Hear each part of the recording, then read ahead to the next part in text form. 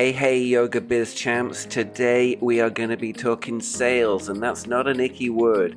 We've got some great conversations with Chris and Stephanie from the sales arms, and stick around to listen to the conversation about having 2 intro offers. Good stuff here for you.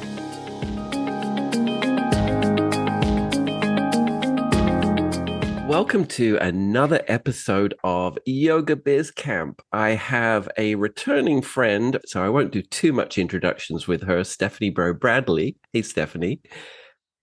Hello, Michael. And I have Chris Appiah from the sales arm. Welcome, Chris. Welcome. Thank you for having me, Michael. I appreciate you. I'm so glad you're here today. We met at the Bold conference last year. Yes. The Mind Body Bold conference. And I think that was when you realized Stephanie was a sharp kind of person to team up with, because you guys are working together now since then. Yes, Stephanie has been a pivotal part in just helping me really organize my company, the sales arms, and just allowing me to understand different areas of the industry where we can get our names out and really be able to help more people. So yeah, she was running around that conference connecting everybody, I feel, right? That is her superpower. We actually spoke about it recently. It really is amazing. It's a sight to be seen if you've never seen it before. And I will say, I've always told her that her superpower is her Southern wit. I appreciate y'all talking about me like I'm not here. Anyway, this is all about Chris, but it's kind, so yeah. Now let's move on. Stephanie aside, I'm going to just read your bio, Chris, and then we'll dig in. So Chris is, obviously, I haven't really said this, Chris is from the sales arm, which is a company that helps fitness businesses by making phone calls and connections. So let me just read this. Before the sales arm, our founder, Chris Appiah, was the VP of sales for the largest franchisee in the exponential fitness organization and played a pivotal role in reviving failing studios across the country. With his program in place, studios increased memberships by over 500% in just 1 year. Monthly studio revenues went from $25K to $65K on average and continues to grow today. It is that experience that sparked the idea to start the sales arms. Chris has over a decade of sales experience in the fitness industry, having worked for some of the biggest brands in the industry, 24 Hour Fitness, Peloton, Exponential, to name a few. Chris manages his team at the sales arm, where he teaches them best practices for sales and high-level lead and member management skills, having worked in so many aspects of fitness, boutique, big box, commercial, corporate wellness, personal training and amenity management. Chris has seen all aspects of the business.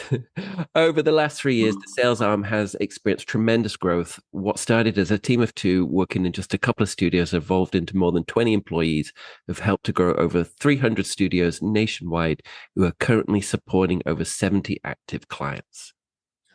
Cool, huh? Cool. You know what's even cooler? Is that his feet are still on the ground with the studio that he owns, and that he's the weightlifting champion in New Jersey, which I think is just tremendous. I tell everybody that. All right. Yeah. And the reason why I think it's so cool is that in this industry, when you walk the walk and you still have feet on the ground and you can still see what's going on, I think that perspective brings so much to the table as well.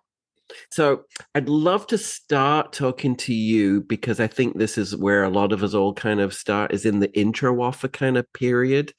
And so I'd love to pick your brain on what you're seeing in that, because to me, I always say that's the sexy part. I love that period between selling a intro offer and converting to membership. So in my world, which is pretty much most people listening to this podcast are yoga studio owners or yoga studio wannabe owners.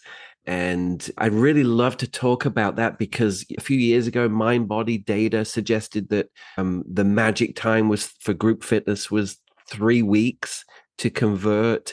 I'm seeing a lot of people go to two weeks. And then I'm also seeing a massive turnaround in the last year, and you're probably seeing this, of a lot of people going direct to membership without an intro offer, but offering a discount maybe on the first month. And I also want to talk about how we hate free. Can we dive in there? Is that enough for you to start, Chris? It's definitely enough for me to start. And it's complimentary, not free. It's complimentary. Exactly. I've seen two that work really well that I personally agree with too, and that's 3 classes in a week's time or a 2-week unlimited. Yep. I'll speak to the first one. Yep. 3 classes in the week's time. In most cases, when anybody is going through trying to figure out where they're going to call home in their next fitness facility, they want to try different instructors. They want to feel the experience within the 4 walls. And sometimes in most cases, it's very hard to really get that with one class, right? So yeah. I will say that if you go into that one class, just one class or drop in, you may hate the teacher, you hate the style, you hate the music, and the entire studio is judged on that experience. I've been in classes where I'm screaming in my head, wanting to get out of there. It's so... Exactly. And because of that, right, you as a studio owner want to put yourself in the best position to succeed. So giving one class doesn't really set you up for that, right? What it normally sets you up for is somebody saying, okay, I have to think about it. I have to go speak to somebody. I got to compare it to another studio, where when they know that they can come for another class or 3, they are preparing themselves for a full experience within your business. They're not going to hold you to that first class. We always hope that first class is absolutely amazing. You knock it out of the park. It's a great experience. You know, you never know what can happen. Like you said, some classes you're like yelling in your head, like, what's going on? This can't be the true experience. And then you take that second and third class and you're like, wow, this actually is an amazing facility. The people here are amazing. I don't know what happened on that first day, but I really think I can call this place home. And the 3-class offer is best for somebody who isn't a crazy exerciser, is really just trying to find themselves in fitness. That's where I find that offer to be best. So if I can jump in there, if you're giving them 3 classes in that first week, and let's say they only take one of those, would that set them up for feeling like failure that they didn't make it in there, or does that help with the conversation? That can kind of make them feel like it is setting them up for failure. And maybe we'll get into this a little bit deeper in our conversation, right? But that's where your team really comes into play, right?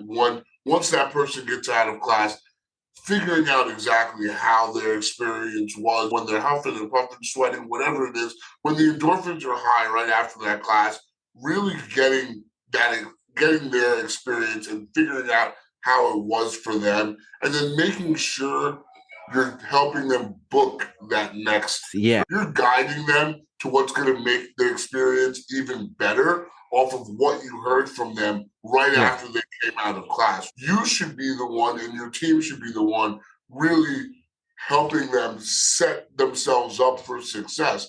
Because in most cases, you get out of class, sometimes you're like, ooh, I can't even believe I made it through. I really need to take a second to figure out if this is going to be right for me. But when you're speaking to somebody and they're highlighting all those great things that you just experienced, you kind of leave those doubts by the wayside. You get into that conversation. You're like, you know what? Sign me up for Thursday. I'm gonna come back again. Yeah, and they're very excited about it. Well, so making sure do you help, because you're the sales arms? Do you help the studios train their staff too on those kind of things? Because I do find my rock star studio owners are the ones that book the next class comes from every angle. It's from the teachers. Hey, we're going to work on this class next week. Make sure you book before you leave, or see the front desk, or grab your app and book in now. And then also people on the front desk. So I find if you're coming from phone calls, texts, and people on the ground, front of house, that's where the magic really can. Yeah, it's important for us at the sales arms when we do start working with the client to lay out exactly what we're going to be doing, but what is also going to be best for them in-house to create the best experience the most seamless transaction for the person on the ground. So I always make sure once, I think it's more around in the second week, to ask, what is your process for your in-studio sales? And from there, and those answers that I get allow me to know exactly what portions of the in-studio sales process that I need to educate that team on. So I like. Can I interject? Yeah. Who's going to stop Of course.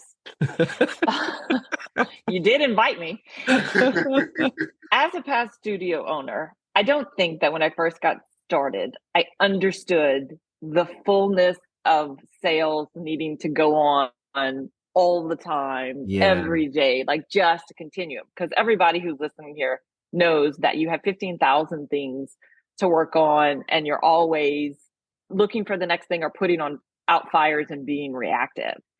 And the idea to me that needs to be cohesive and continuous, I think, was lost on me some moments. Yeah. But you don't know what you don't know when you're. Exactly. And then you don't know who's falling through the cracks, and you don't know what you're supposed to say to who. And Also, Steph, there was a point in time in boutique fitness where a boutique studio was new, and there wasn't a lot around.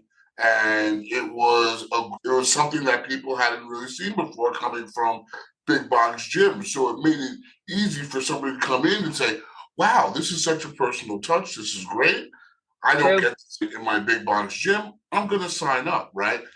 Fast forward to where we are now, there's all these big parent companies, Self-Esteem, Exponential, that are opening boutique studios at a rapid rate around the country, where now you go into a shopping plaza and there's 5 different boutique studios in that same plaza that you have to choose from as a consumer. And you're like, I don't know which one to go to, right? And what's setting the best studios apart is that interaction, right? Yeah. Reaching out to the leads that are coming in, finding out these people's why, what's driving them to even want to take care of themselves. And from there, tailoring your experience to their needs. You didn't need to really do that a few years ago because you were the only thing there. And now it's even more important and prevalent to set yourself apart from everybody else and all the noise in the industry because of how rapidly the industry is going. It's a positive that as an industry, we're continuing to grow. But as a small business owner, more competition, more challenges, more people in the same modality as you. How do you set yourself apart? Yeah. And that's what our goal is at the Sales Arm for our clients, is to be that studio that's going to call every single person. Take the time to ask, why is it important for you to even take care of yourself? Yeah, can we stop there? I'd love to talk about that, because on my podcast, I've been talking about that a lot lately and with all my studio owners. But what you touched on there was the why, which I feel now in my world, that's getting louder. When you're trying to stand apart, it's really taking the time in whatever manner, whether it's in the sign-up process or at the front desk, finding what the goals are, because then you can VIP tailor them to the right classes. I have one studio now we've gone old school, and we have a Monday through Sunday printed schedule just off a laser printer, cut it out. They're on the front desk, so that when they have the conversations with somebody, they can now circle those classes and say, I think you should take these classes, because that's where you're going to feel better by taking those classes. So that goal part for me is really huge right now. The visuals in studio are very big as well, right? Because again, we're in a very tech-focused era. You have all of your information on your website when they're in your studio, right there in front of you. And if you have a schedule and a calendar where you can circle, take this class, or you have a pricing sheet where somebody can truly comprehend. Totally. I had one that said, do the math. And it literally, it literally said, do the math. And I made it easy for them. Hey, this is Without that, they have to do the math in your head. Yeah. Oh, we have a 4-class monthly. That's going to be $79 a month. Yeah. $18 a class, and then you have 8. It's like they're going to say, I need to think about it because they're just it's too much. Yeah. I want to go reel it back a little bit to the intro offer. So you were talking about that second week, but the first week to me, can we talk about that first week? Because that's the juicy one, right? Because if you're not getting them in that first week, they've lost half of their time. It's a 2-week intro. And so I have my studios, whether it's via automations or human, but there is a watching what's going on there. It is, have they purchased and not come? Have they purchased and come and not come back? All of those things. So what are you seeing in that first week where, because we want people to create a habit and come multiple times so that they see value in their purchase in the studio, right? Yeah. So you're speaking more to the 2-week, or an unlimited intro offer, right? Where you can come as much as you can. So, which is probably most common in my world. And I would say that should be reserved more so for somebody who knows their fitness level, who has done things before, been in studios, because that person knows what they want. They're essentially trying to figure out how often can they actually make it to this facility in comparison to the person that you're going to give that 3-class to, because that person needs stability. So you're talking 2 intro offers. Two intro offers. Okay, right? now we're talking. For 2 different avatars, right? Yeah. The person who is a big exerciser, just moved to the town, looking for a new facility, you're going to want to give them a 1-week or a 2-week unlimited offer because they know what they want. They want to try the menu. Yeah. They want to figure out if you're the place that they're going to do that at. Whereas the other avatar where you're going to sell the 3-class to, they're not sure what they want. They're more new in fitness. They need you to structure it for them to have that success. And the 3 classes allows them to visualize that success. Whereas unlimited, unless you are a big exerciser, you can get lost in the sauce of unlimited, right? You do 1 class, you're like, oh, I'm going to go home and figure out when it's going to be best for me to come back. You have to take that same initiative with the 2-week person and book out their first 3, and from there, you can let them kind of have a little bit more leeway. Okay, so you're concierging them into booking the first 3 classes on the first visit, or on the first visit? On visit is when you're going to prescribe what you think is best for them, knowing now that they can come at least 2 times in a week. The goal, I say for everybody, is to at least get that 2nd class booked so that when you see them on that 2nd time, you can celebrate them saying, hey, you're better than most people out there. You beat the odds. You're beating the odds. I love that. If you make it 3, so Chris, would you say that person that's done that that's done the 3 class are more than likely to go to say a 10-class pass and be a once a weeker and feel successful at that? It depends. It depends on how you present it, right? In a lot of times, people are always trying to present the unlimited package, has the highest price point for the studio, and it gives the person the most option to come in. But that doesn't psychologically build in success, right? You want somebody, in my opinion, to start at a lower package so that they can complete that and say, hey, I did it, and then go up to an unlimited. So, because what I always say to studio owners, if someone buys a 10-class pass and they're burning through it, there's a conversation for going into an unlimited, right? You're using that. Exactly. I love that. Yeah.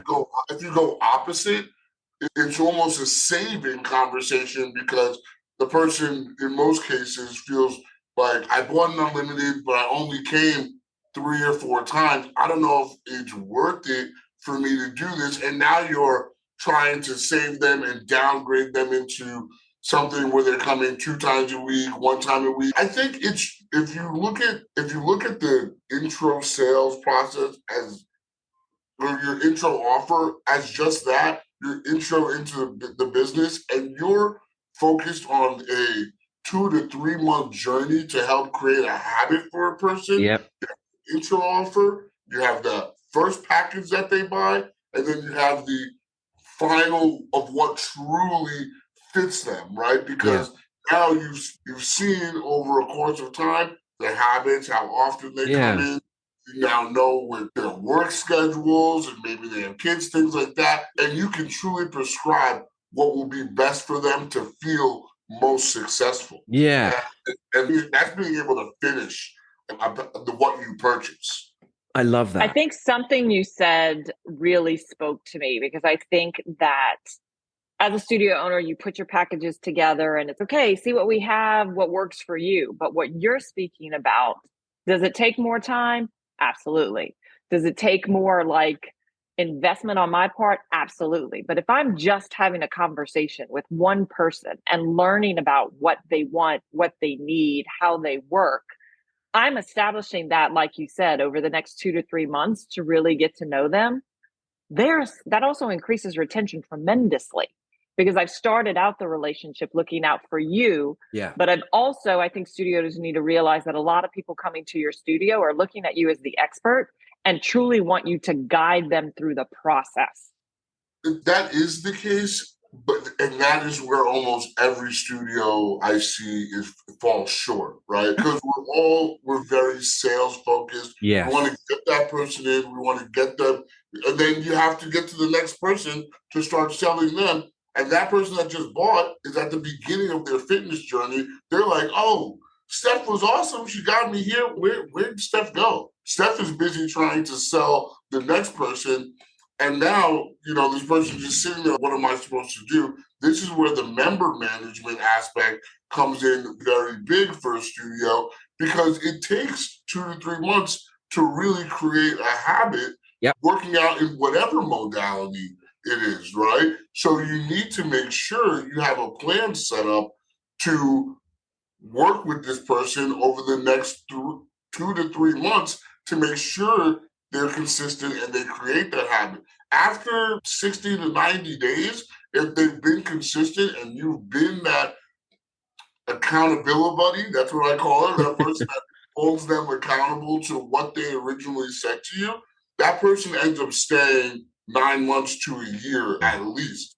But you see a lot of cancellations in the first 2 to 3 months, because those people didn't get nurtured. They were excited. It was an amazing experience with that intro offer, and now they're just left alone to figure it out on their own. Yeah. And most people aren't able to do that with their fitness. So let's talk about how you come in here, because you have a really great approach. You come from a fitness industry. I looked at your LinkedIn. You have sales and fitness, like you're like a long line on your LinkedIn. So where the sales arm comes in, you have a really different approach, because you actually go into their data, right? So you're connecting into their software, because we say the numbers don't lie unless your numbers are really screwed up. And sometimes you go in there and they are. But you have a process, right? So you go, because I know in my world, let's talk about this first. I know in my world, sales can be a bit of an icky word in the yoga world, right? It's like we're of this lineage of yoga, and it just doesn't fit our thing. But you're going in there and having the conversations where we tell us who you are, we will represent you as you are, but then you're also going into their data to make strategic decisions. Can you talk about that process? Yeah, so when we start working with a client, like we want you to be as comfortable as possible. We want to feel on our end as if we're a part of your team, and we want you to feel that as well. So the first thing we ask you is, if I was a client, how would you sell us, right? So we can understand the conviction that you speak with, how you sell the people that you see currently, so we can emulate that same sound. But when we come into a studio, again, we don't want to make this where it's all new for you. So we come in, we go into your platforms that you have currently. We never tell you to switch anything without actually going in there, experiencing what working in your studio feels like day to day. And then we do a data mine of your system, right? So what we will normally do is maybe like a complimentary class to see who in your database is even willing to come into your business at all. And what that allows us to find out is, okay, you have 3,000 prospects in your system. We're going to offer all of them a complimentary class. How many of these people are willing to even take a complimentary class to come into your facility? Now we have that group of people. Out of that group of people, how many are willing to actually pay for your service? And everybody that doesn't even get that far, our goal is to figure out why, right? So that, because at one point you had interest, right? We have your information. You gave it to us, right, through whatever channel it was that you gained that lead. Why don't you want to come and spend money here, right? Because that's going to allow us as a business to be better in the future for somebody else. So we always want to figure out exactly where the low-hanging fruit is in your database. And if people aren't coming in, what needs to be changed. We'll share that with the business owner so that early in the process, we can work all of these kinks out, because often people feel that sales is their issue, when in reality, the issue can be so many different things. There was an instructor who... Yeah. I think you need to repeat that again for the people in the back. Yeah. So I think that's important, right? Because we're talking about, we can have all the data and we can have all the sales and all that stuff. But if it's a shit studio experience, then none of that matters. It's hard for a lot of studio owners to look themselves in the mirror and say, Yep. But you can be the mirror here, right? Because you're listening to the conversations. I think that's the key, Michael. Conversations. Like in this whole process, whether it's sales, whether it's PR, whether it's secret shop or whatever it is, you can't find out answers unless you engage in conversations. And let's be honest, everybody walking through your door wants a guide, and they all want to speak about themselves. So you might need to ask 2 or 3 questions, and they're going to talk, and your goal is just to listen and then apply. And like Chris uses, love the word prescribe. Like, they're coming to you because I need to be on a health journey. What do you recommend I do? Yeah. And by you catering to them in the manner of hearing them and strategically placing them in the package or membership that they need to, shows to them that you care. And then they value you and they trust you to follow you wherever it is you're going to take them. Because then it doesn't feel salesy, right? Absolutely. You're just finding out information, which if you ask 9 out of 10 and probably 10 out of 10 studio owners, why did you open up your studio and what makes a difference? They're going to say community. Yep. The best way to have a community is to have a conversation. I completely agree, but it's very hard, especially if you're in a high traffic area. You have 16 to 20 new leads coming in a day. It is very hard to keep up that conversation with every single person that's coming in. Yeah. In most cases, it's set for one person, a general manager, or maybe a front desk employee or it's got to be across 5 people over a week shift. Exactly, where you can't make a connection because of 5 people having a conversation with one person. You know, it's really hard, and that's what makes our service very unique, to connect with your prospects, right? We're boutique fitness. It's supposed to be a high-end experience, right? It shouldn't just be automation and automatic emails going out, right? Every high-end facility that you go to, whether it be restaurant, fashion, you're speaking to an individual. There's a concierge there that is helping you through your experience, that's going to make sure that whatever you need is handled, right? In most cases, the studio doesn't have the bandwidth to hire so many different people to handle these conversations in off time. We're not talking about when people are in the studio. Now there's only one of you, but there's 7 new people there. How are you juggling being able to communicate with everybody and give an individual experience to each person if you only have that one person to do the job? And that's how the fitness business has been set up for years now. But it needs to change, right? It really needs to change to speak to the clients that we're trying to bring into our businesses. I hear resistance to phone calls, studios making phone calls. How do you help studio owners overcome that fear of spamming people? I hear people don't answer. And then the other thing, I have conversations with studios in different parts of the world. So, for example, Australia, which they're not so much getting the sales techs as much yet, and they're quite resistant to sales calls. So different places around the world. How do you?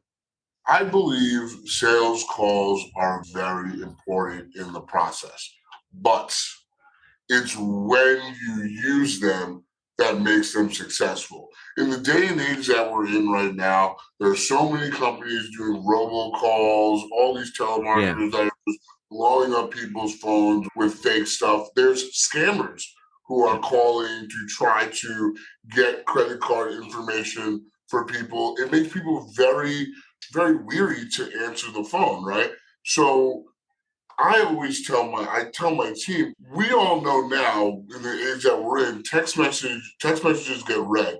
On average, about 90% of the text messages that are sent are read. So what I tell all of my clients is open the conversation with a text message. Once you get somebody to respond, that's when you want to go into setting an appointment for a phone call. Okay. Yeah. I like that. You'll always be best explaining your experience over the phone, over everything in a true conversation. But you have to build some type of rapport and relationship for somebody to answer that phone, right? So finding out when the best time to call them is, what their work day is like, and then saying, hey, okay, great. I'll give you a call at this time and we'll go over everything. It'll be super quick. It'll be super easy. And you'll see a way larger increase in your that feels less intrusive, doesn't it? It feels like here's a gentle opener. And I do say that with the automations, I do see the studios that use the text message for conversations is so powerful, like really a powerful way to start a relationship. That's what it's all about. That is what I teach my team every day. It's all about having conversational text. Hey, Michael, this is Chris from the Sales Arms. How's your day going? I want to start with, how are you? Right? Is everything good? Okay, awesome. I'm reaching out to let you know X, Y, Z. You can't just immediately go into selling something to somebody without understanding how they are in their day, how they're feeling, right? Because then you're starting the conversation off clearly not caring about the person on the other side. If all it takes is that one question, how you doing today? How is everything? It's nice to speak with, like, just and I think that stuff you've been taught from a young age. And I think that you can also, I see a lot of success if you're having conversations on the front desk to tell people what to expect. Hey, by the way, you might get a call in the next week for us checking in on how so you're already setting that up, that it's not a sales experience. We're going to check in with you. So do you find that works as well? That kind of. Yeah. So in short, in the perfect setting, right? You've built rapport with them when the lead came in while you're in the booking process. They come in, right? You already have information on them. So your front desk is continuing the conversation with them, right? They go into class, and ideally after the class, your instructor asks them, what are you trying to get out of taking class here? And it's the same answer. It should be the same answer every time.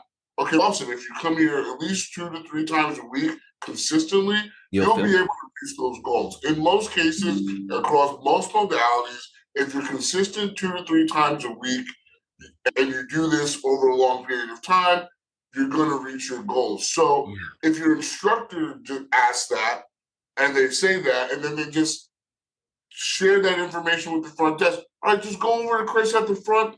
Yep. If 2 or 3 times a week is going to be perfect for you, he'll set you up, no problem. Transfer of trust from the instructor to the front desk, and then the front desk prescribes exactly what the instructor had said and just gives them an alternate choice to choose what's going to be best for them. That's the ideal in-studio situation but all the parts have to be working together. And one of the hardest things that, again, we see in the industry is the disjointed team. The front desk saying one thing, instructors hopefully prescribing and telling the new people in there what's going to be best for them.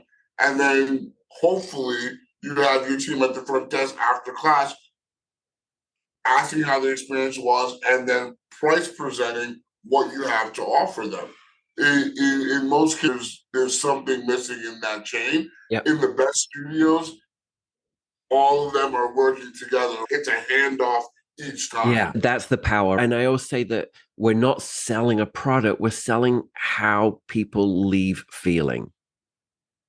Ultimately, we want people to feel better and leave feeling better. I always say, I've said this on my podcast before, even with my yoga teaching, I don't care about the poses anymore, but I care how you feel, how you feel when you leave, right? And that's what it's all about, because it's more exercise and fitness has come such a long way from just being superficial in the sense of how you look and doing whatever it is to this is my getaway. This is my therapy. This is what I use to just feel good and get connected with me again. It's bigger than just weight loss and transformation. And everybody that's in the studio adds to that experience. And like you said, it's about how you're feeling when you leave. Did you love it? Do you want to come back? Did this do what you needed it to do? Yeah. And that's what's important now, because like we said earlier, there's 5 different modalities in one strip mall. You can get exercise no matter where you look, right? You're joining somewhere where you really feel a part of the community, where you feel heard, where you're comfortable being vulnerable amongst a group of people that you don't know, that become your family almost. Get very close. You know, that 9 a.m. yoga group, every time that class is in there, everybody's high-fiving after class. Is everybody a second cousin here? My best class, only in Louisiana. My best class was 11 o'clock in the day, and they all went for lunches afterwards. Exactly, right? Yeah. Like you build this community, and I say this to my staff all the time. I'm like, I know our job is tedious. I know we're calling, we're texting, we're saying the same thing over and over again, but you have no idea who's not supporting that person on the other line in their effort to be better for themselves. How many partners are saying, oh, you're going to pay for the gym again and waste your money, or, oh, that doesn't work, oh, yoga, are you just stretching? All these people in the head of that prospect who's not supporting them in trying to be better for themselves. We, as the salespeople for the studio, right, whether it be us at TSA or it's your front desk staff, have to be that person for every person that is in your studio, because you never know who's not supporting them in trying to be a better version of themselves. Yep. And you support them, and then they come into class and they meet those like-minded individuals. Now they're going to lunch after class with those same people, and they have that support that they've been looking for. Again, it's bigger than just... They're still there 20 years later. Yeah. Exactly. Thank you. Don't you just love him? You could just listen to Chris all day long. Love him? Thank you so much. I'd be scared and intrigued to work out with him. I'd feel like I was near death, and he'd be like, come on. And I'm like, shit, let's go. So, Chris, tell me something that most people wouldn't know about you. Most people would know about me. Let me think. I would say the big one that Steph mentioned earlier in the beginning of the conversation. I fell in love with powerlifting about 3 years ago. And in that short time, I'm the current state champion in my weight class 2 times Wow. over in New Jersey. And I've really fallen in love with it because it's like everything already I do in my life. Every day, you just have to do a little bit more work to try to be a little bit better than you were the day before that. And I can translate what I do in powerlifting to everything I do for my clients on a day-to-day basis. I'm just trying to be a little bit better for you every single day. And will some days be worse than others, right? We might not hit the lift we want, yes, but you come back in the next day, you brush it off, and you do your best to be better. I would say powerlifting is that one thing a lot of people don't know about me, that I really find strength, energy, and drive to be better in my day-to-day with the sales arms. So, Steph, we're going to be in New York in October. I think we need to do a little stopover at his gym. Hey, come on by. Easy trip over. Chris, is cursing allowed in class? Is what? Is cursing allowed in your classes, Chris? Yes, Stephanie. You know that. He's good then. You're good. We're both good, Steph.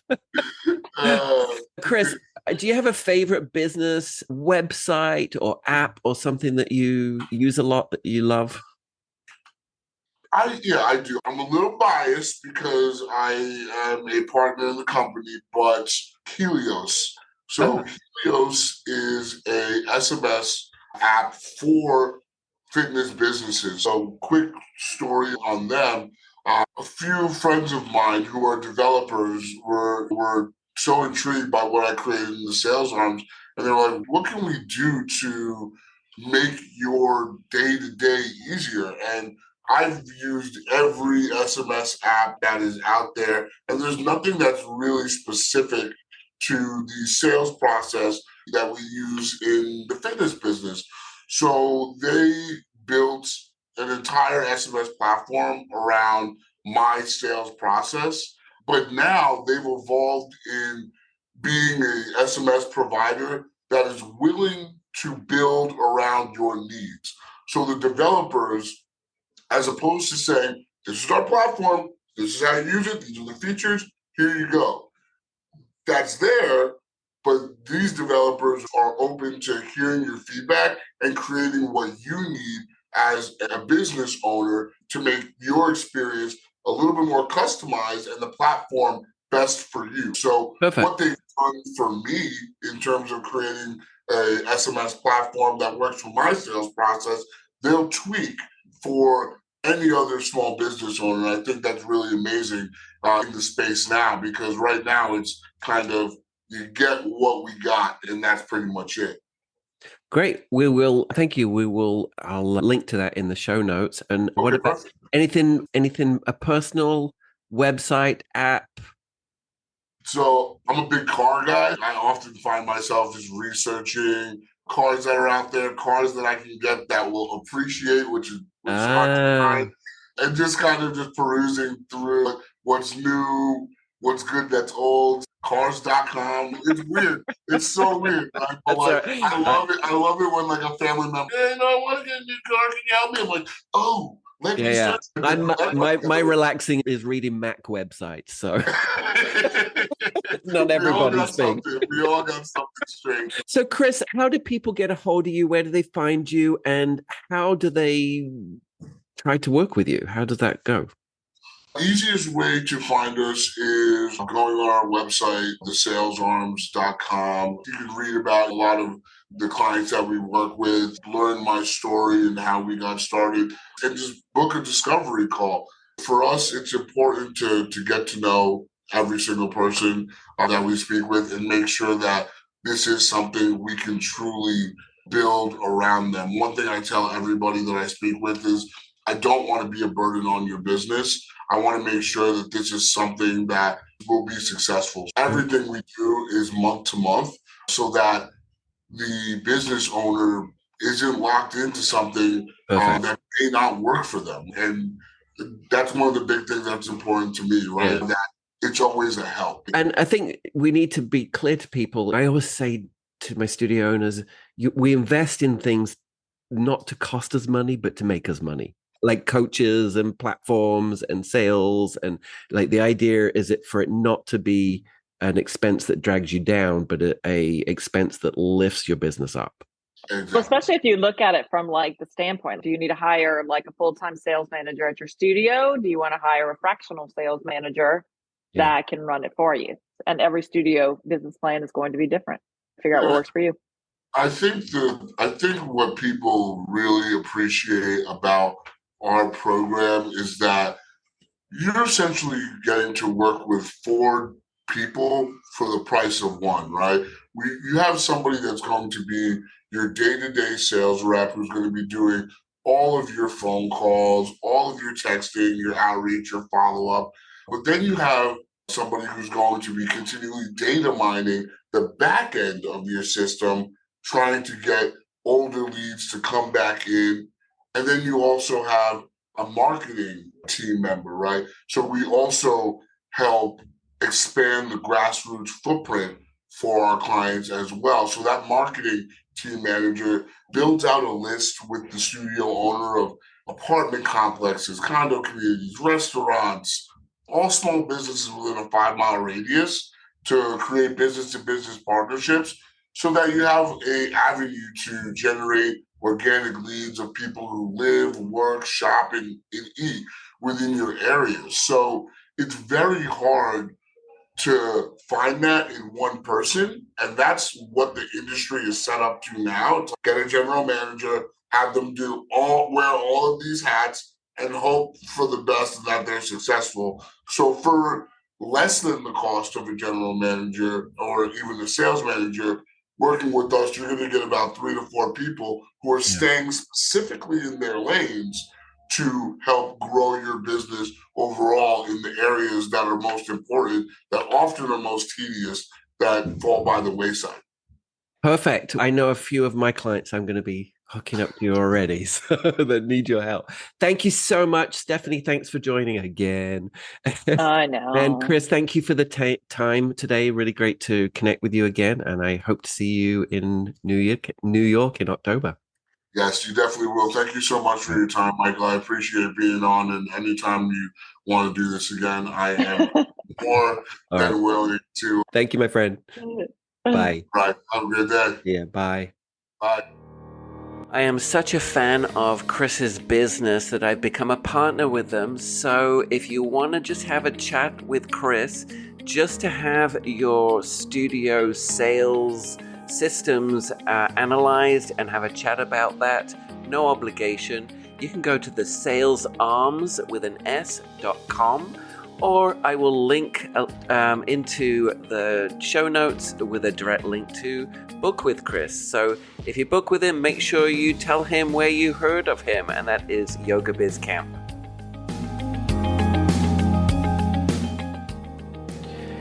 If you are getting any value out of this podcast, I really ask you to help me out, and that's a simple thing as making sure you're subscribed, whether you're on Apple, Spotify, Google, Amazon. Just make sure you're subscribed to me so you'll get the latest episodes. And if you're really enjoying it, please take a moment to rate and review. If you are looking to work with a business coach, thinking about opening a yoga studio, please go to my website, yogabizcamp.com. Feel free to book a no obligation free strategy session with me. Again, that's yogabizcamp.com, and follow me on Instagram at yogabizchamp. See you next episode.